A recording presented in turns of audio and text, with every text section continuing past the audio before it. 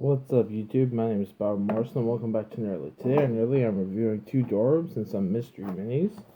So first, I'm going to show the mystery minis and some other stuff that I got, just because it's really quick and I can get through that fast. That's a Millennium Falcon. That's not part of this video, but yeah, it's here.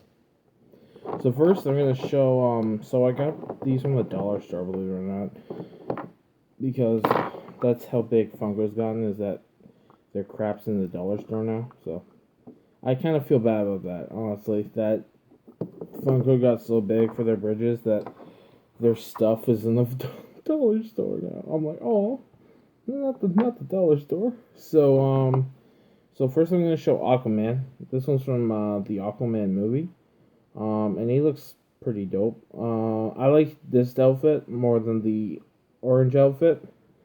So there's Aquaman. These don't do anything, by the way. They just kind of look cool. Then I got Poe. I got like 5 of him from Last Jedi. His head's supposed to bobble, but it doesn't really. But he just looks super cool. Don't get me wrong. I love all of these. I'm happy that I have them. Here's my favorite one. This is Rey from Last Jedi, and she just looks like a badass. I have a lot of Reys, and I'm really happy with them. Then I have Iron Man from Endgame, looking awesome. My only critique with this is that in Endgame, if you notice, Iron Man is kind of like Rick from Rick and Morty. If Rick has something to live for, he'll show it. But if he doesn't, then he shows it. Like there's one episode where they get detoxified, and Rick puts his seatbelt on, and he's really nice to everyone. It's really creepy because Rick's never nice to anyone, and he never wears his seatbelt, which is the point of his character. Now, Iron Man, he always was the safe one. He'd always wear his helmet, and he'd do stupid things, but he'd try to be safe about it.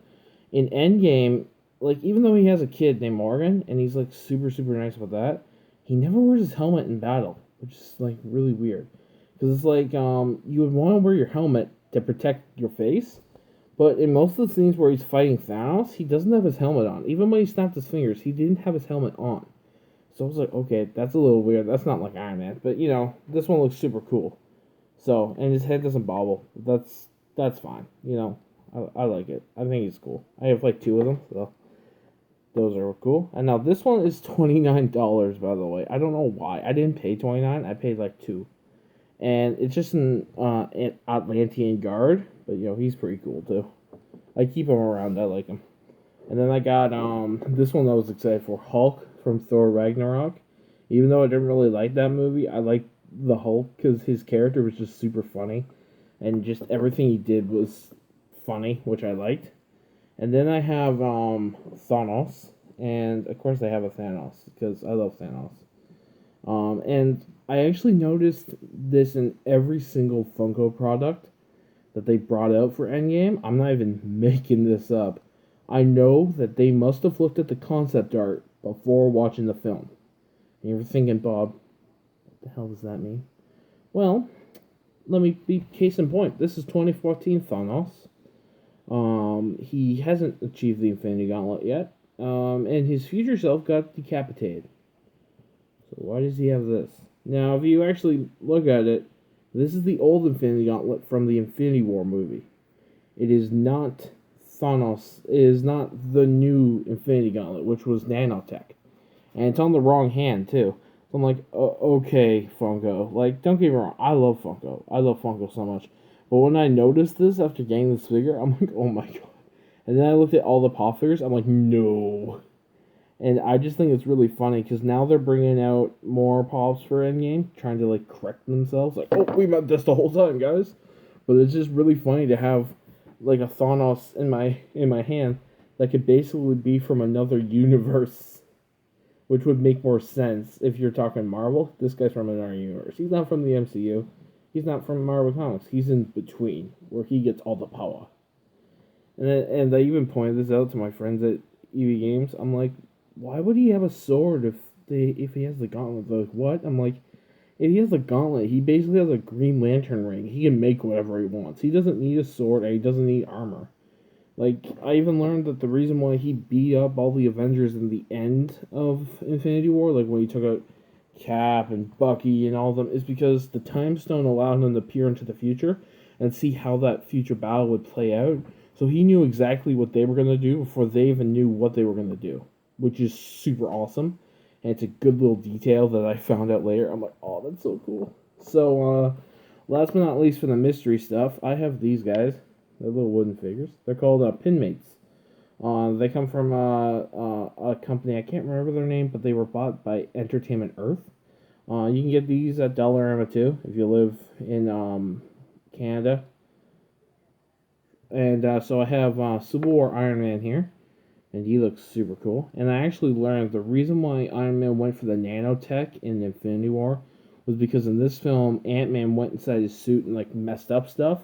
So he made the nanotech so that no one would be able to get inside his suit. But the problem is that nanotechnology can only go so far, and the nanotechness actually, in my opinion, took away from his armor because it made it so that no one could get inside his suit, but he still was hurt like a lot every punch he took. While old Iron Man got hit with a missile, his first red and gold encounter with the Separatists.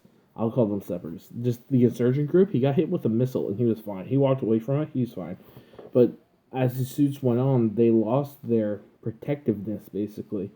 So if you got hit hard enough, it would hurt, and it's just a cool detail that they added. Kind of like with great power comes great responsibility.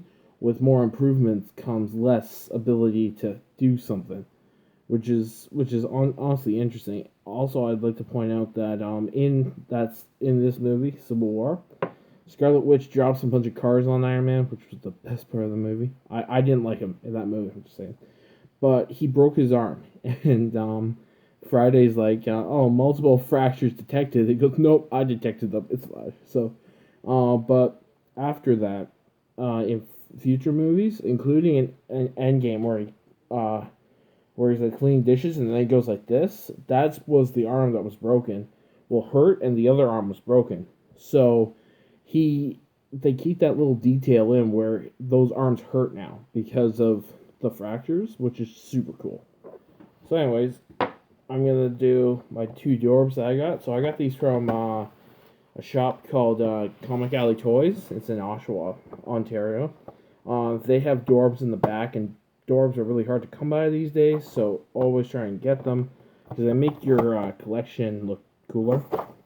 So the first one is Dorbs Disney Tron, number 403. Tron. Now this guy doesn't glow in the dark. He did. 403 is Tron and 404 is Sark, or Sag. They have like weird names like that. I have both Tron and Sark in the pop figure form, as I've shown before. So there's no real point in me taking. Well, I will. I'll take. 1 second. Alright, I took both of them out of the boxes.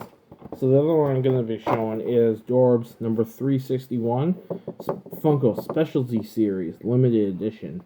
Marvel Iron Man Mark 1, and this is so special that I don't even list them on the side here.